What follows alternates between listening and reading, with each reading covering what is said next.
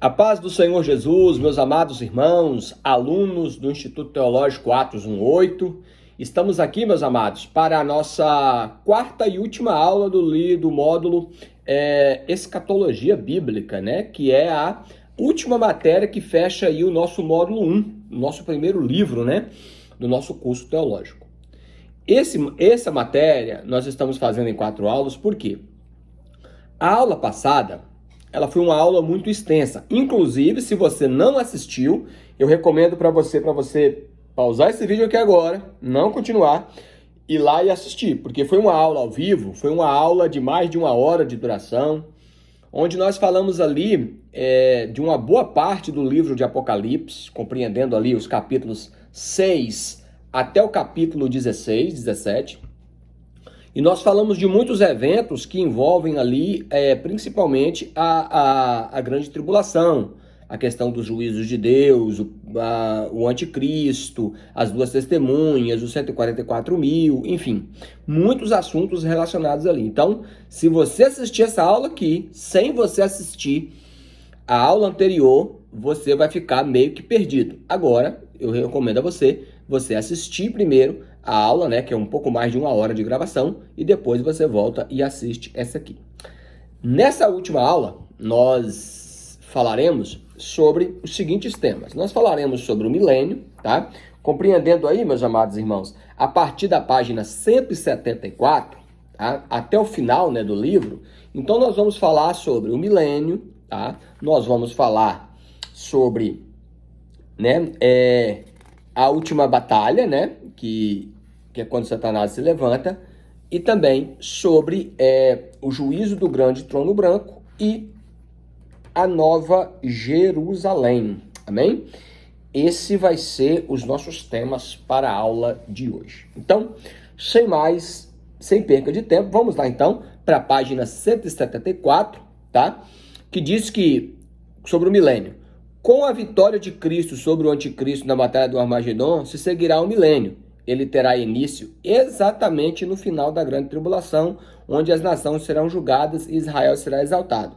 A palavra milênio, que vem do latim mille mais anos, significa, né, um período de 1000 anos. Às vezes se usa a palavra grega quiliasmo, que quer dizer a vinda de uma doutrina oriunda em Apocalipse 20, do 1 ao 10, no qual o diabo aparece sendo aprisionado também por 1000 anos. Meus queridos, assim como em outros assuntos existem posições diferentes, é comum.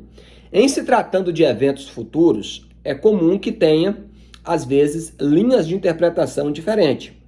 Porém, nós já deixamos claro aqui que a nossa linha de interpretação, tá? A linha de interpretação pentecostal da escatologia, nós somos pré-tribulacionista, tá? E por que nós somos pré-tribulacionista? Porque nós acreditamos que Jesus, ele arrebata a sua igreja antes do período tribulacional, tá? E com relação ao milênio também, nós temos um parecer, nós temos uma posição teológica com relação ao milênio, tá? Mas é importante que a gente conheça também as outras. Por exemplo, na página 174, tem aí o amilenismo. O que é o amilenismo? O amilenismo declara que a Bíblia não prediz um período de reinado de Cristo na Terra antes do último juízo. Segundo esse ponto de vista, haverá um desenvolvimento do bem e do mal no mundo até a segunda vinda de Cristo, quando então os mortos serão ressuscitados e o juízo levado a efeito. Ou seja, o amilenismo, trocando aqui em linhas gerais, trocando em miúdos, como diz um pastor amigo meu, eles não acreditam, essa linha de posição teológica, eles não acreditam num milênio literal. Aí você pode me perguntar, professor, mas isso aí é uma heresia? Não se configura exatamente uma heresia, apenas uma linha de interpretação diferente. Por exemplo, eu sempre falo, heresia é se pregasse que, por exemplo, Jesus não voltará. Aí sim, aí se configura uma heresia, porque Cristo verdadeiramente voltará, tá? Agora, um grupo acredita que Jesus volta antes da grande tribulação, outros depois, tá? Então, são posições teológicas diferentes. Nós, pentecostais, nós cremos, já vou adiantar, nós cremos que Jesus arrebata a igreja antes da grande tribulação e que também nós cremos no milênio como um período literal de 1000 anos. que é o que está descrito lá no livro de Apocalipse, claramente, tá, irmãos? Ainda sobre as posições, na página 175, tem o pós-milenismo.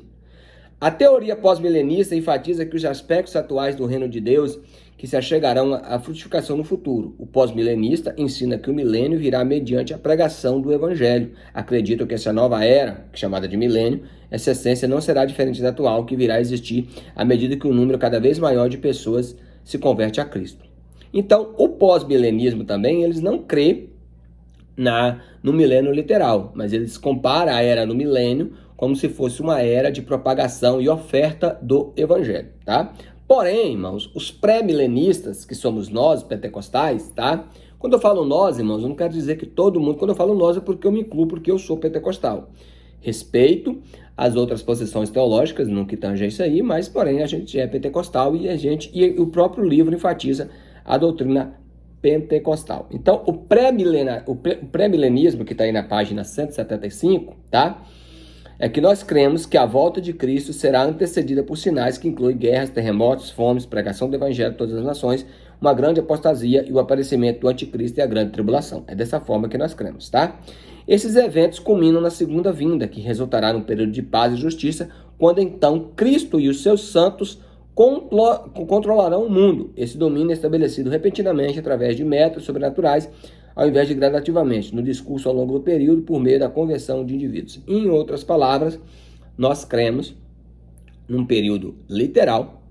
O texto de Apocalipse, capítulo 20, é bem claro, que fala que os mortos foram ressuscitados e eles reinaram com Cristo durante 1000 anos, tá, irmãos? Então, nós somos pré-tribulacionista e pré-milenista, tá? Por quê? Porque nós cremos que Jesus arrebata a sua igreja antes do período tribulacional e que o milênio será um período literal de 1000 anos, onde Cristo reinará e a sua igreja, juntamente com ele, o seu povo, reinará juntamente com ele. Tá, irmãos? Para compreender mais sobre o milênio, na página 176, tem aí alguns fatores que ocorrerão no milênio, tá? Primeira, revelação universal de Jesus Cristo. Ou seja, por exemplo, o texto de Daniel capítulo 7, como também de Daniel capítulo 2, acerca do sonho de Nabucodonosor, fala que o reino que vem depois de todos os reinos que ele vê ali, é um reino que não terá fim. Então ele se aponta para o reinado de Cristo, o reinado, né, de Cristo que será na terra, tá, irmão? Será na terra. Tá? Porém, ainda não é a eternidade propriamente dita. Será um período de 1000 anos onde Cristo reinará sobre a terra, tá? Olha, está dizendo, Cristo reinará, a nação de Israel se converterá a ele, todas as nações lhe renderão lealdade, tá, irmãos? Porque muitos acreditam, irmãos, que após a batalha do Armagedon, o próprio Deus, ele vai fazer uma purificação da terra. Muitos teólogos e estudiosos nessa perspectiva creem que o mundo passará por uma transformação tremenda. Inclusive, eles creem até na reunião das placas tectônicas, formando, por exemplo, no que já se foi falado como, por exemplo, a Era Pangeia. Tá, irmãos? A Era Pangeia é quando não se havia divisão de continentes, tá? Onde era só um bloco de terra, todo um bloco de terra, e toda a extensão de terra estava dentro desse bloco, tá? Muitos estudiosos acreditam que foi o dilúvio que fez com que, tá?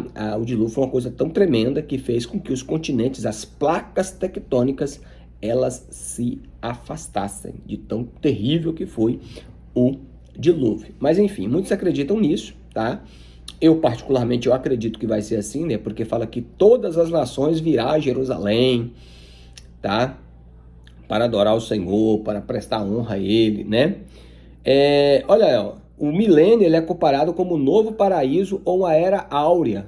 Toda a vida, em seus aspectos científico, social e espiritual, fará progressos impressionantes. O mal será removido da face da terra e a duração da vida do homem será fantasticamente aumentada. Lá em Isaías 65:20, que é o texto que está aí no livro de vocês, chega a dizer que uma pessoa de 100 anos, ela será uma pessoa jovem ainda, né? Ainda mais sobre o milênio. Jerusalém será a capital do milênio, como está aí. Haverá uma nova alegria no Senhor, né? Porque será um reinado de plena paz e santo gozo, tá? Gozo quer dizer alegria, felicidade, né? O mal não será tolerado, tá, irmãos? Aí você pergunta, no milênio vai haver mal? Sim, vai haver ímpios, porém será tolerância zero, como está lá no livro de Isaías, no capítulo 11, tá? A guerra será eliminada, que fala que as nações converterão as suas espadas em enxadas e as suas lanças em foices, e não aprenderão a mais a guerrear, porque quem estará reinando é o príncipe da paz. Toda a oposição a Deus será neutralizada, até porque, irmãos, o inimigo das nossas almas, ele estará preso durante esse período de 1000 anos, tá? Haverá paz sem fim, justiça para todos, tá?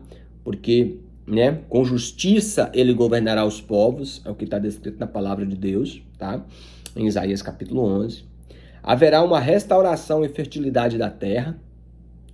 Haverá uma adoração universal, reconstrução do templo, paz renovada, e a paz governará juntamente com a santidade. Até mesmo, irmãos, no reino animal haverá uma transformação tremenda. Lá em Isaías capítulo 11 mesmo, fala que o boi e o urso pastarão juntos. Fala que o leão comerá palha junto com o cordeiro. Uma criança pequena guiará um leão, imagina. Fala que uma criança desmamada meterá a mão na cova de um basilisco, ou seja, uma das serpentes mais venenosas que se existe hoje, e não fará dano algum. Ou seja, toda a ferocidade, né, o veneno dos animais peçonhentos serão tirados. Então, muitos estudiosos chegam a dizer, irmãos, que o milênio ele será um novo jardim do Éden, de tão tremendo que vai ser esse período, de tão maravilhoso que será esse período, onde o próprio Cristo reinará, tá, irmãos? O próprio Cristo, ele reinará por um período de 1000 anos, e a sua igreja, o seu povo, os seus eleitos, reinarão juntamente com ele, tá, irmãos? Na página 176 ainda, tem aí o propósito do milênio, tem aí 5 propósitos. Quais são eles? Primeiro, evitar a destruição total do globo terrestre e de sua população, por isso que haverá uma preservação da vida, tá? Por isso que o Senhor proporcionará condições perfeitas para uma vida abundante, tá? Para uma vida plena na terra. Segundo, ou letra B, estabelecer o reino de Cristo sobre a terra, seu conhecimento e assim o pleno conhecimento de Deus entre todos os povos. Lá em Isaías 11 fala que a terra se encherá do conhecimento do Senhor, como as águas cobrem o mar. Então haverá um pleno conhecimento da pessoa de Deus. Letra C, quebrar o poder do mal de Satanás. Nós já falamos aqui, voltamos a repetir, que durante esse período do milênio, Satanás, ele será preso, ele juntamente com toda a ação demoníaca. Então não haverá nenhum tipo de influência maligna no milênio. Isso também será para provar a própria natureza e essência do ser humano, tá? Olha aí, ó, prover um teste final para a humanidade, na letra D, tá? Por exemplo, no milênio ninguém vai poder se referir ao diabo como fonte do mal. Ah, eu fiz isso porque foi um inimigo, por exemplo.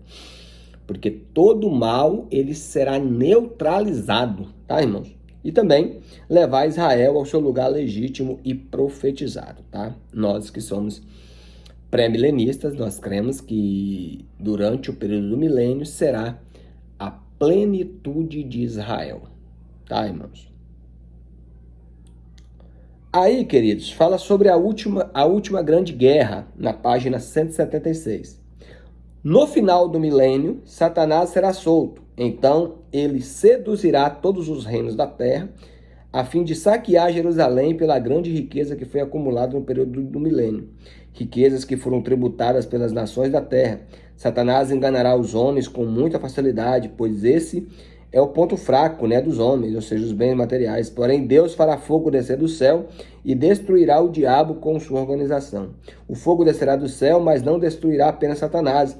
Também destruirá todo este mundo que introduziu o pecado. Somente aí é que será o fim do mundo. Então, é uma coisa muito tremenda aqui, né? Às vezes eu até me pergunto e falo, meu Deus, que argumento, irmãos, que ele vai usar, né? Tendo em vista que o mundo está vindo aí de um período de 1000 anos, né? Governado pelo próprio Cristo, com plena paz, santo gozo, né? Mas mesmo assim, ele vai ter argumento, né? O autor coloca aqui que será por causa do acúmulo das riquezas. Não é de se duvidar, porque o amor do dinheiro é a raiz de toda espécie de males, né? Mas eu sei que ele é o enganador das nações. Como a própria Bíblia deixa claro, o inimigo, ele é o que engana, o que debilita as nações. Então, ele usará um argumento muito forte que ele persuadirá, né, irá persuadir muitas pessoas, tá? Um exército, um grande exército, para tentar varrer Israel do mapa. Mas é nesse momento em que o Senhor descerá fogo do céu e consumirá ele juntamente com os seus aliados, tá? E eles serão lançados no lago de fogo e enxofre, tá? Onde já estão a besta e o falso profeta, é o que está narrado lá em Apocalipse, capítulo de número 20, tá, irmãos? Depois os irmãos dão uma conferida lá certinho sobre essas questões. A melhor fonte que nós podemos usar, claro, é as Escrituras Sagradas para compreendermos mais. E aí, meus irmãos, na página 177, nós temos aí a questão do grande trono branco. E vi um grande trono branco que estava sentado sobre ele, cuja presença fugiram a terra e o céu. Apocalipse 20, versículo 11. Aí fala, irmãos, algumas características desse trono. Primeiro, está em negrito, tá? O trono dele aparece isolado. Essa cena celestial não menciona qualquer presença de anjos ou hostes celestiais. Todos os olhos se fixarão diretamente sobre o trono e sobre aquele que está sentado no trono. Outra coisa, o vasto e retrilhante trono ocupa todo o espaço da visão.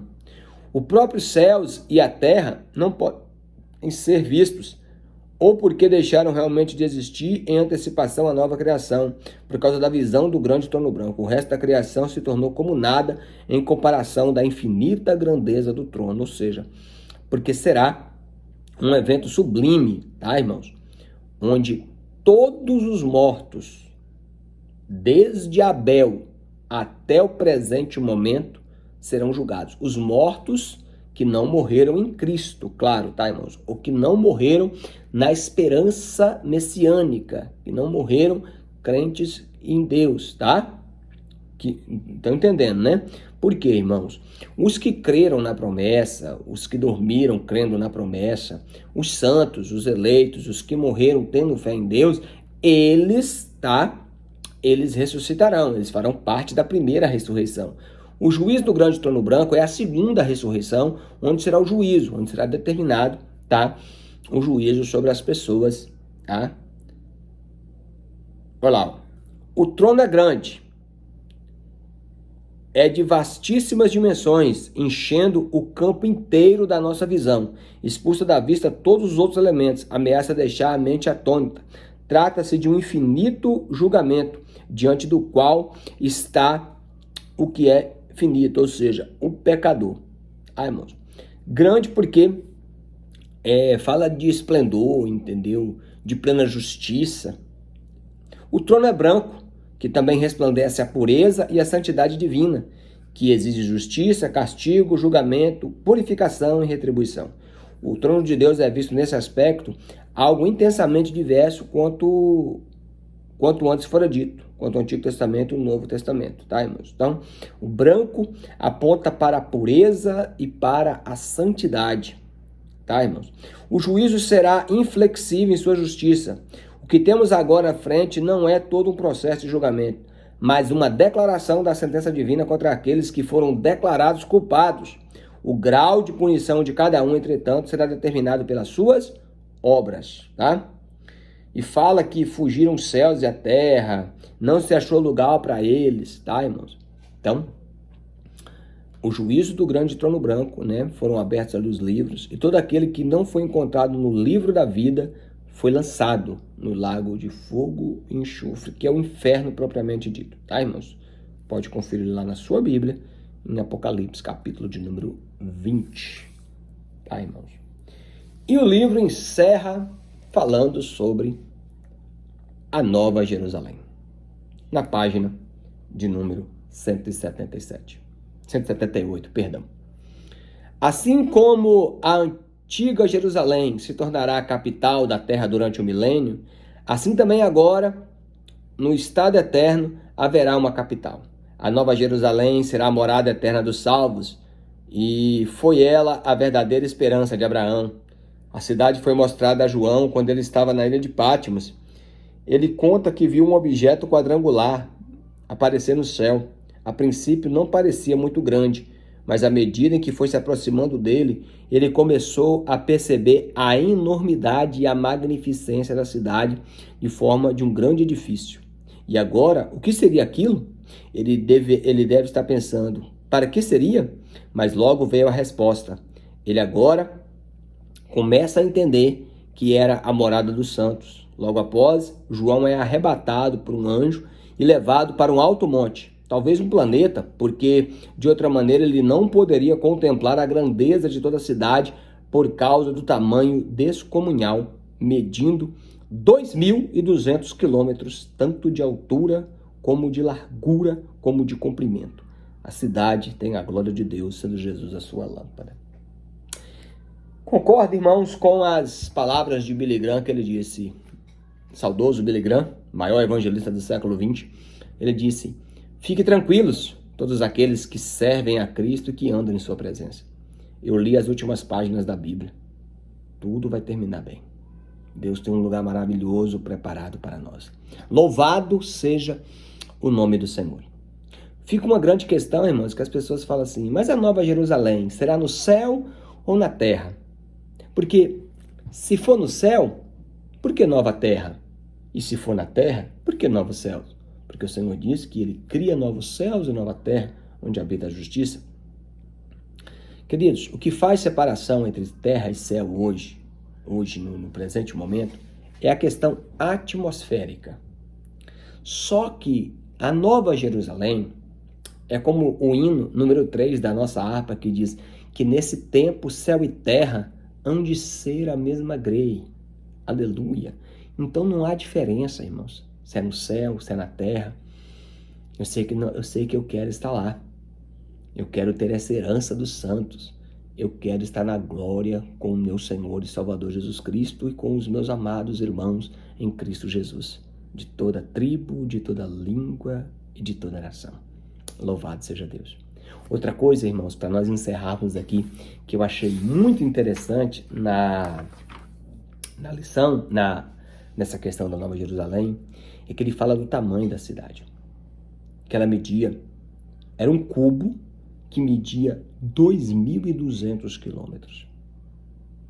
Irmãos, eu concordo com Lawrence Olson, no livro O Plano Divino através dos Séculos, que ele disse que se fosse dividir a Nova Jerusalém em ruas, como nós conhecemos hoje, só para você ter uma ideia, esse tamanho aqui,